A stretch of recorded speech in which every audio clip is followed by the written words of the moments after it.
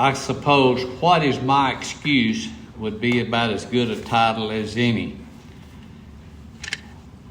All of us make excuses from one time or another about why we do this or why we didn't do something and so on. So I want us to grab our wanter by our willer and make up yourself and your mind to do what you know you ought to do, and God will help you. Many times we feel like that we can't do something, and yet we haven't even tried. And so you're never going to learn how to do things unless you do try. I made mention in class about riding a bicycle. You don't learn to just get on and ride a bicycle without any problem. And yet you get back on it and you go again. So let's try to do the best we can. Aaron was going to be the voice of Moses. Moses was making excuses to God. But God, I can't lead them out. I'm not an eloquent speaker and all of this. So God told Moses, that's okay. I'll get your brother Aaron to take that job on.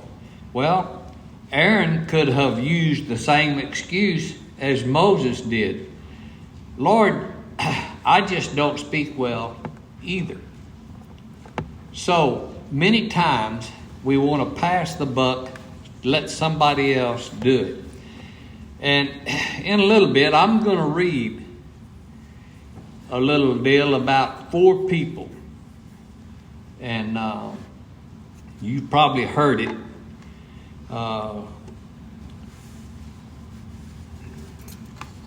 Somebody, nobody, everybody, and anybody. But we'll get to that in just a moment. We're trying to live right in an all wrong world.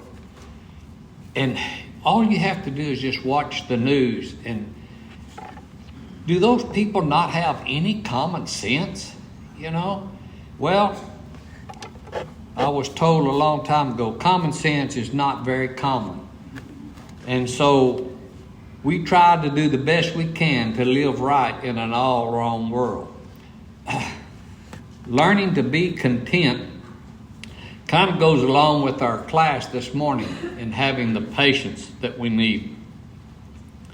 Regardless of the circumstance which life may send your way, with God's help, you can triumph in your troubles, if not over them.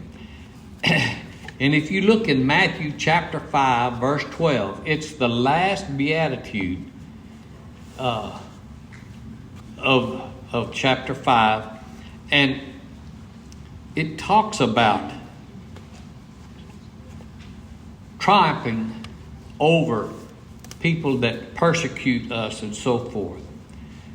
I don't know how many of you has thought, but the last great freedom, this is our last great freedom. We live in a land that is free. We can do most anything that we want to do, and we are free. We're free to worship. We're free to read. We're free to go here and there. In other countries, not so. But we live in a land of freedom.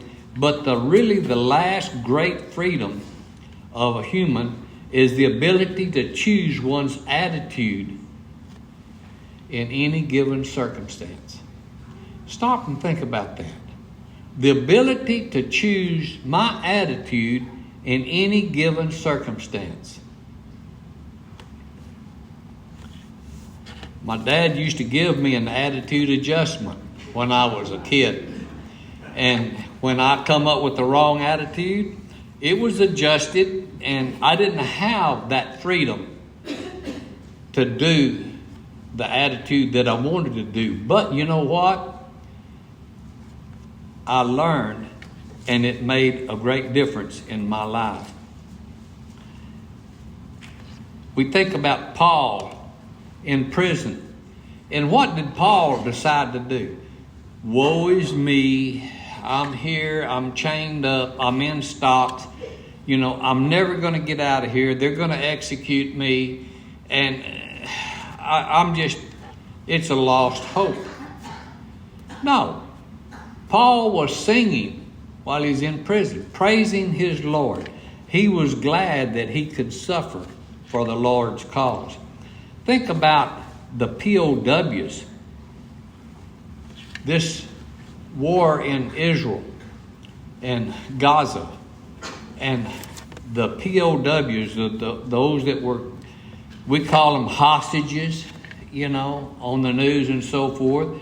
But think about their life.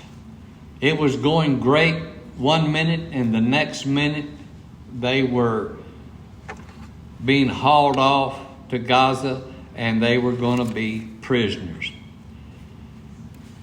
No matter how hard you try to convince yourself to the contrary, listen, your happiness and satisfaction in life are not determined by your actual circumstances, but by your attitude. When I was growing up and I told you I'd get an attitude adjustment, my life was a whole lot easier whenever I had the proper attitude. And my dad instilled in that. If all you have is lemons, what's the old saying? Make lemonade. Everybody likes lemonade. If we can't just learn the secret of being content in any situation, that in itself will make life a very meaningful and significant affair. And I didn't mean can't. If we can just learn the secret of being content. How do you change your attitude? Well, when I was younger, my dad changed it for me. But as you grow older, you don't have a parent to help you change your attitude.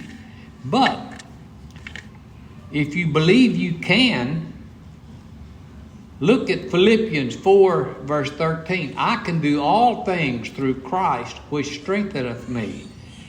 Do you think that the apostles knew everything and how to do all things? No. When Christ, in the beginning of Matthew, was picking his apostles, and they left everything. They did not know anything about teaching and preaching the gospel, but Christ said, follow me and I'll make you fishers of men. So they did that, and they learned as they went. Habakkuk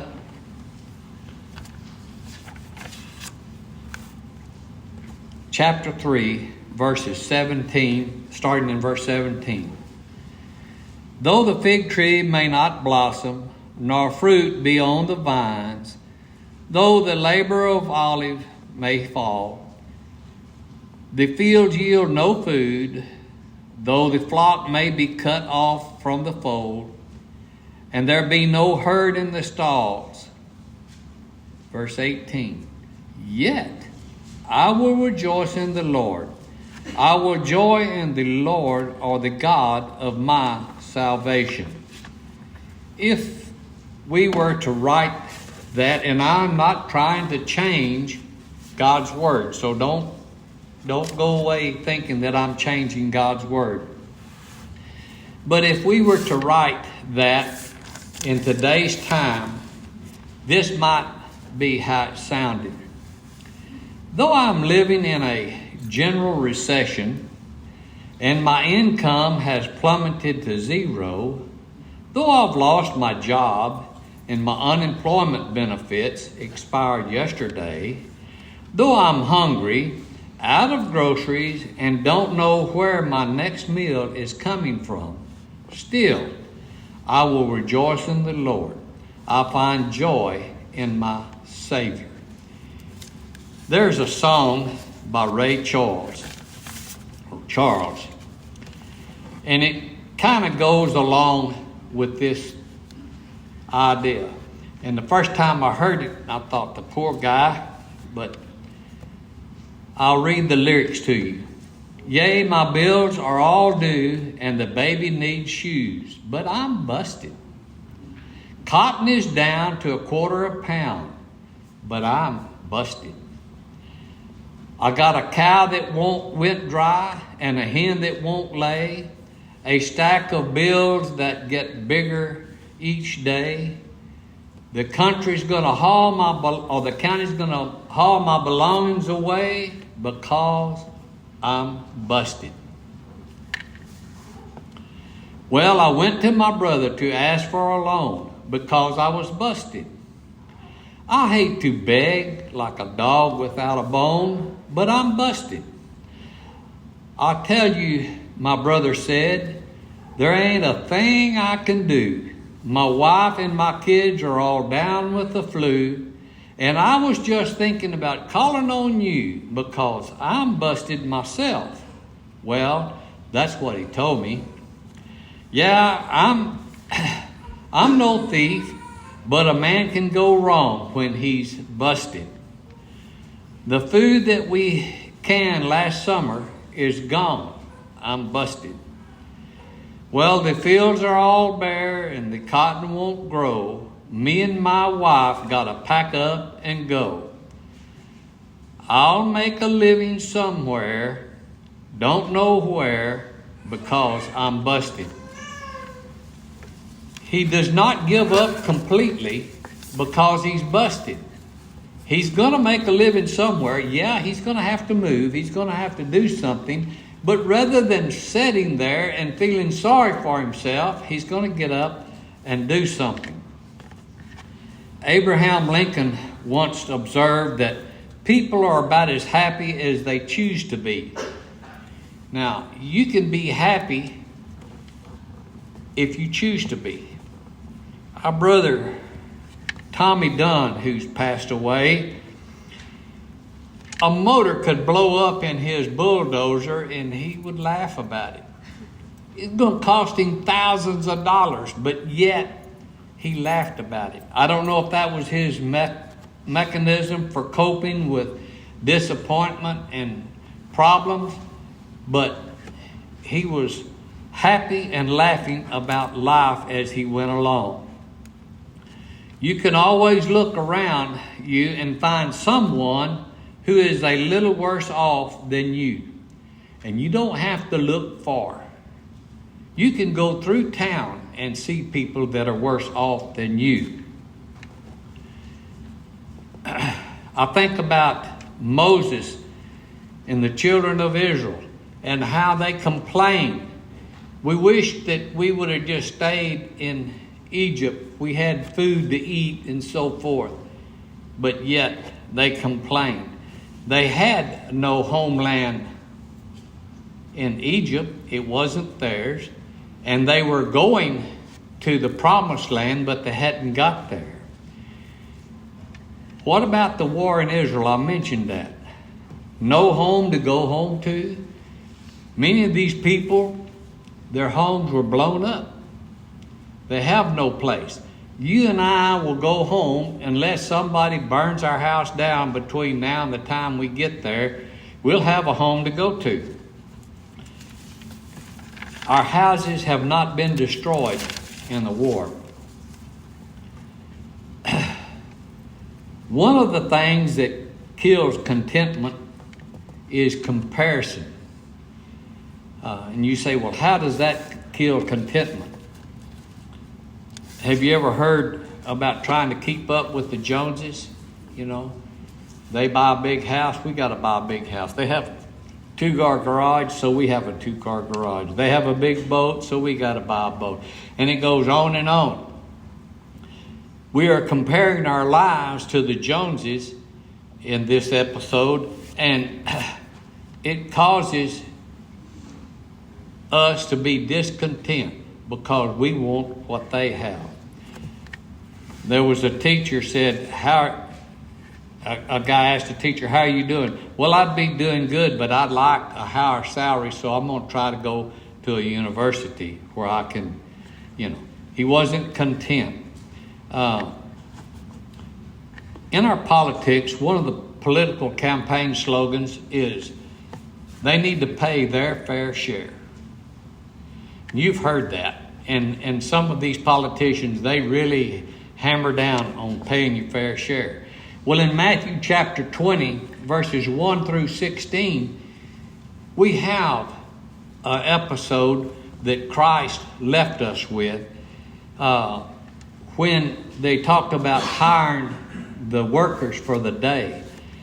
And at 6 a.m., he hires a man and he agrees to pay him a denarius for the day's work. He goes back at 9 a.m. and he hires somebody else. And the deal is, I'll pay what's right. And he goes back at 3 and the same thing. And he goes back at 9. And then the 11th hour, the last hour of the workday, and he hires somebody. And so when they get ready to pay the wages, he starts with the guy that was hired last, and he pays him a full denarius. And the other complained, well, he only was here for 1 hour and you paid him the same as all of us for 12 hours? But what was agreed? When it comes to your salvation, some of us were baptized at a young age. Myself was baptized around 12. So, does that mean that I am going to get a bigger reward when I get to heaven? No. It means that I've just had the ability and the opportunity to work for the Lord longer. We have those, in fact, some that used to worship with us that were baptized, and just a few days later they passed away. But they will have their reward in heaven the same as we. God does not give His gifts to us based on how hard or how long we work for Him, just like in that parable that we talked about. God treats us far better than we deserve. And if you don't think that, look around. How many of us would be here if we lived under the old law? If you back talk to your parents, you could be put to death. There was a lot of things under the old law that you could be put to death for. I wonder, if we lived under that old law, how many of us would be here today? I'm one that would not be if that law was carried out. So, we need to think about how we act and how we do. If God dealt with us on the basis of what we deserve, we would find ourselves in dire circumstances. And you stop and think about how true that statement is. We know God treats us all better than we deserve. And as Ronnie made mention in this comment before the offering, the prayer for the offering, how we are blessed. God has blessed us with so much. And yet we are so stingy when it comes to giving to God. Apart from God, we have nothing. There used to be a guy on the radio, I think he's still on, I don't get to listen to it much, by the name of Dave Ramsey. And people asked him, how are you doing? He said, better than I deserve. That would probably be what most of us could say, better than we deserve. A point I'd like for us to get to is to the come down attitude. The ultimate maturity would be, or the attitude that we should have would be to think like Christ, to be like Christ. Paul tells us, imitate me as I imitate Christ. Well, what is the mind of Christ and how does he think? Well, Philippians chapter 2, verses 5 and following will tell you that.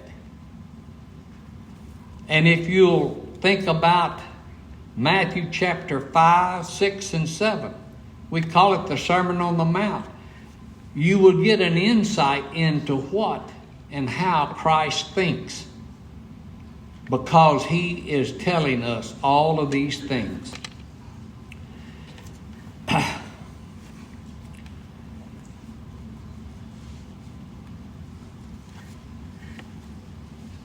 We're always trying to fight for our rights.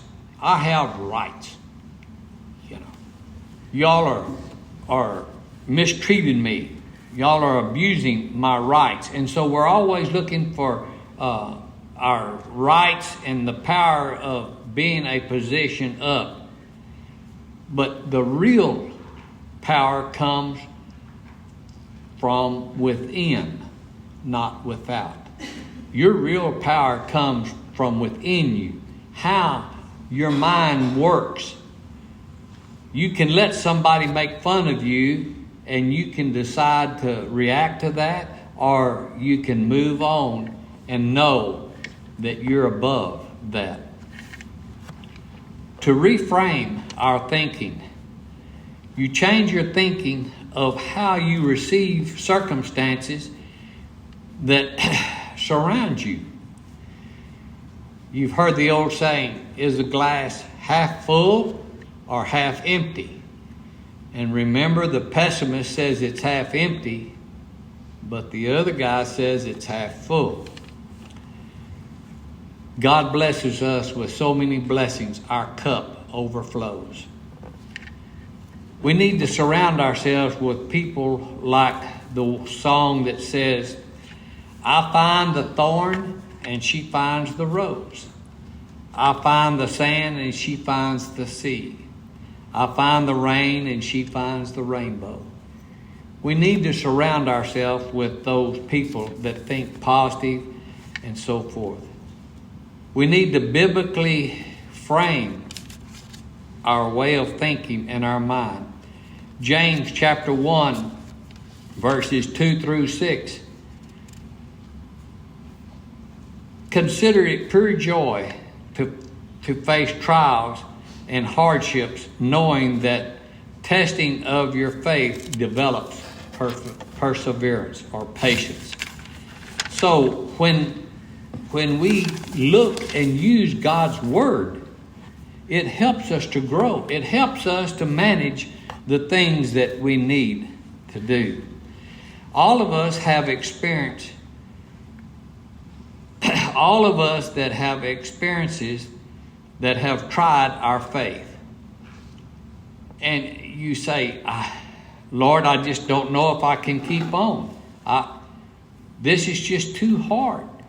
And we know that when some of the disciples that were following Christ, when they were talking about the Lord's Supper, and they said, this is just too hard for us, and they went away.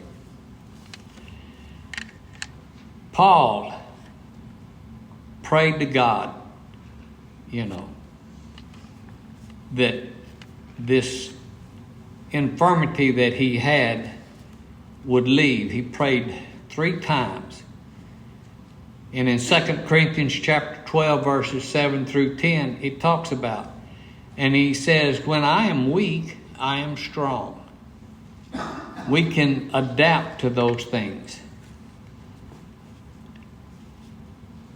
As you know, I used to teach school, and in my class, I would not allow someone to say, I can't.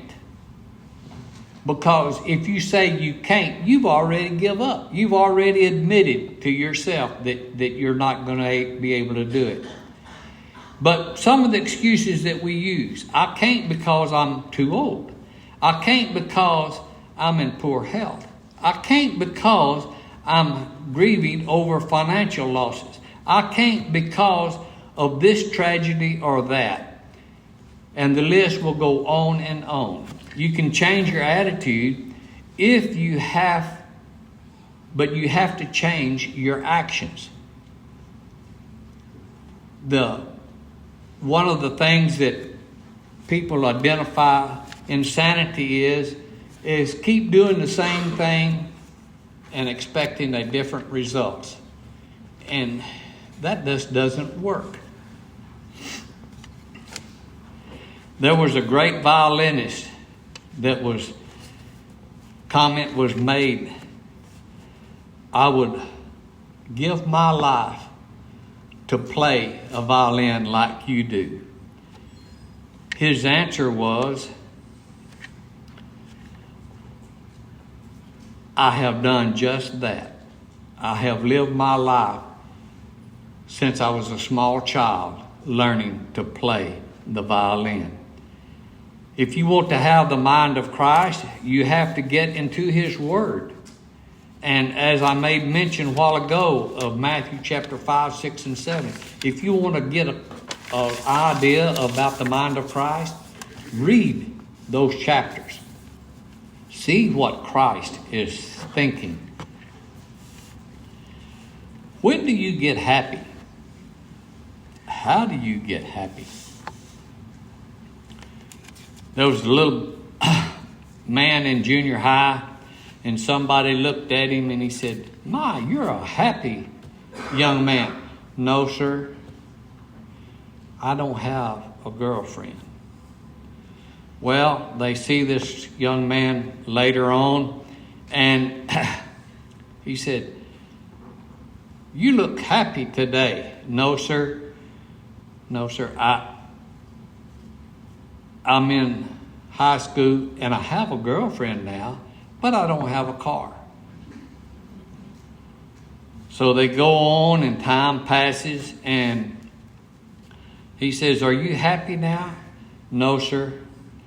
I have to go to college, and then I'm going to have to get a degree, and then I'll get married. So I'm not going to be happy until those happen." Well, he graduates from college, he's married, he's got a job, down payment on a house, and "Are you happy?" "No, sir. I have problems at work."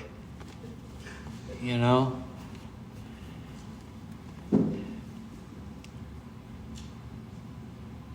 Later on, the same guy talks to him and he says, "Are you happy yet?"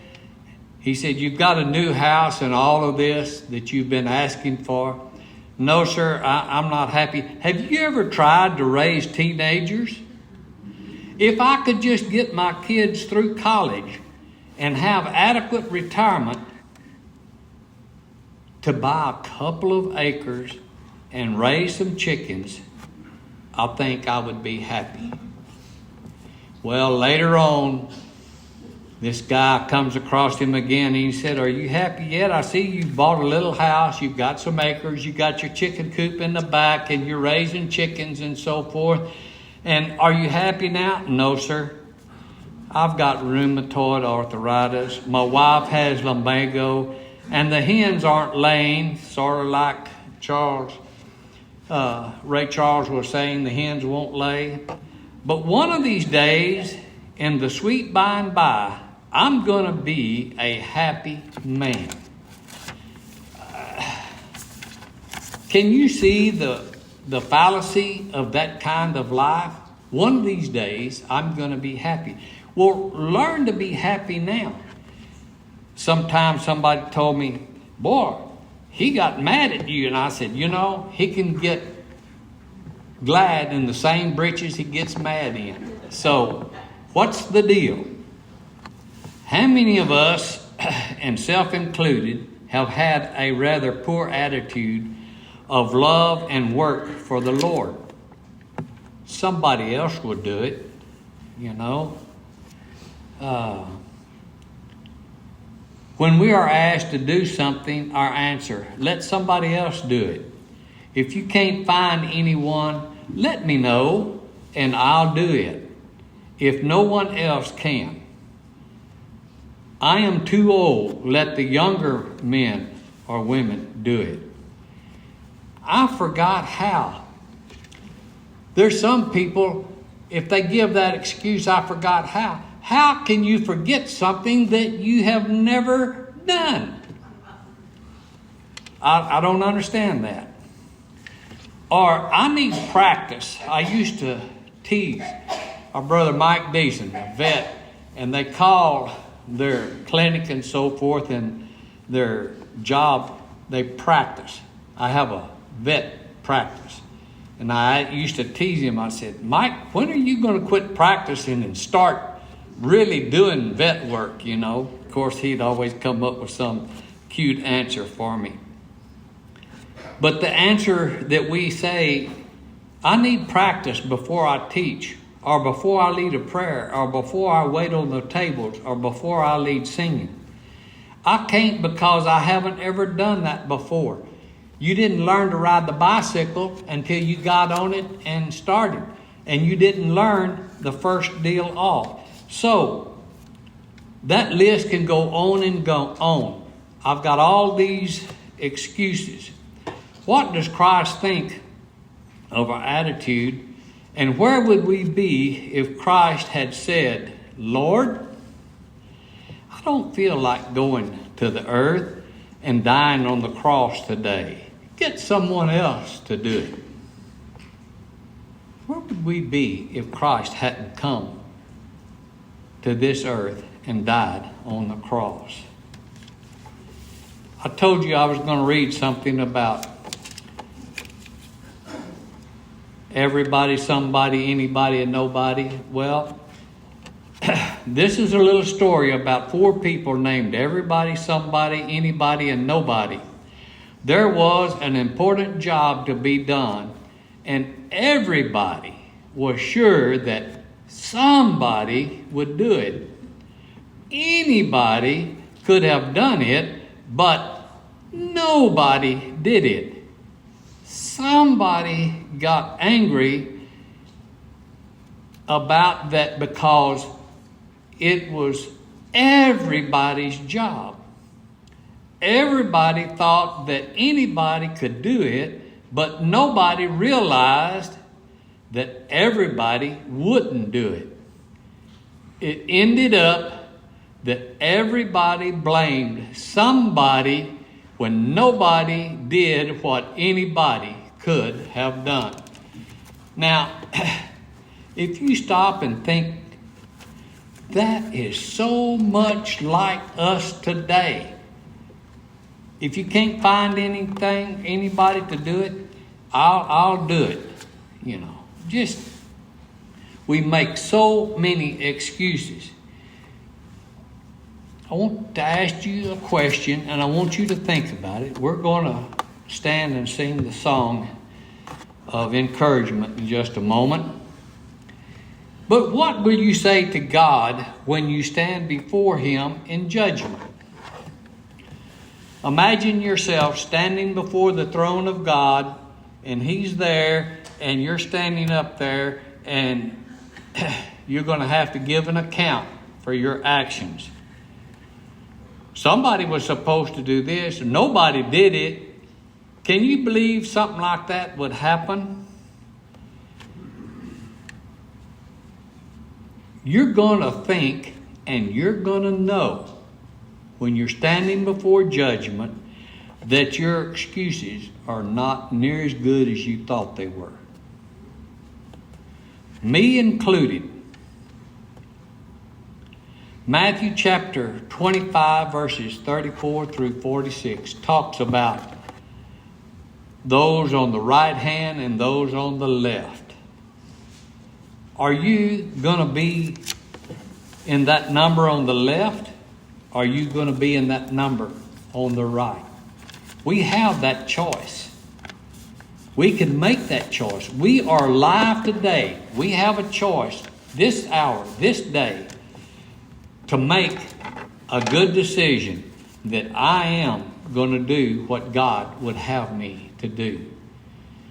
So let's think about our lives, each of us. And what can I do more to help my brother and sister what can I do more to teach someone the gospel?